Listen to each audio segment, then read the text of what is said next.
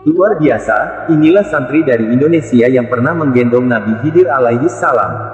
Seperti yang kita tahu, bahwa Nabi Khidir adalah seorang nabi yang umurnya dipanjangkan hingga saat ini. Keberadaannya masih misterius. Tetapi, banyak ulama, kiai, dan para wali di Indonesia yang kerap dikunjungi atau ditemui Nabi Khidir alaihi salam. Bahkan, ada seorang santri dari Indonesia yang pernah bertemu dan menggendong Nabi Khidir alaihi salam. Berikut kisahnya. Dikisahkan dalam kitab Fiqhul Hikayat, bahwa cerita ini berawal saat ada tamu yang datang ke Kiai Kholil Bangkalan. Seperti yang kita tahu, Syekhuna Kholil Bangkalan merupakan salah satu pembesar ulama di masanya. Setiap harinya Kiai Kholil selalu didatangi oleh banyak tamu yang sowan kepadanya. Suatu malam hujan turun dengan lebatnya, tiba-tiba di pelataran rumah, Syekhuna Kholil kedatangan seorang kakek sepuh yang lumpuh. Kakek itu berjalan dengan cara ngesot. Syekhuna yang melihat hal itu langsung berkata pada para santrinya, "Wahai para santri, siapakah yang bersedia menggendongnya?" tanya Kiai Kholil. Salah seorang santri menjawab, "Saya bersedia wahai guru." Tanpa tanya lagi, sang santri kemudian menggendong orang tua tersebut menuju rumah Kiai Kholil. Ketika sampai di depan pintu rumah Syekhuna Kholil, langsung Kiai Kholil menyambutnya dengan penuh hormat dan taksim pada tamu sepuh itu. Keduanya lalu masuk ke dalam rumah dan melakukan dialog. Sementara santri tadi berada di luar. Ketika Syekhuna dan tamunya telah selesai berbincang-bincang, Syekhuna Kholil lalu keluar rumah dan berkata pada para santri, "Wahai santri-santri, siapakah yang bersedia menggendong tamuku ini sampai ke rumahnya?" tanya Kiai Kholil lagi. "Saya bersedia wahai guru," jawab santri yang sebelumnya menggendong tamu sampai ke depan pintu sebelumnya. Ketika santri itu pergi menggendong tamu sang guru, Syekhuna Kholil berkata kepada para santri yang lain, "Saksikanlah sesungguhnya ilmu-ilmuku sudah dibawa oleh dia." Santri yang menggendong tamu, ujar Kiai Kholil. Setelah kejadian itu, barulah diketahui ternyata tamu Syekhuna Kholil yang sepuh serta lumpuh itu adalah Nabi Khidir alaihi salam.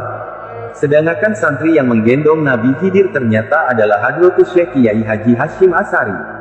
Barokah dari peristiwa ini, akhirnya kemudian menghantarkan Kiai Hasyim Asy'ari menjadi seorang ulama yang alim, zuhud, karismatik, dan pendiri Pondok Pesantren Tebu Ireng di Jombang, Jawa Timur. Pondok pesantren itu juga termasuk salah satu pondok terbesar di Indonesia. Selain itu, Kiai Hasyim Asy'ari juga berhasil mendirikan ormas Islam terbesar di Indonesia bahkan terbesar di dunia, yang dikenal dengan nama Nahdlatul Ulama. Ormas Islam ini sangat moderat, dan memiliki pengikut terbanyak di Indonesia.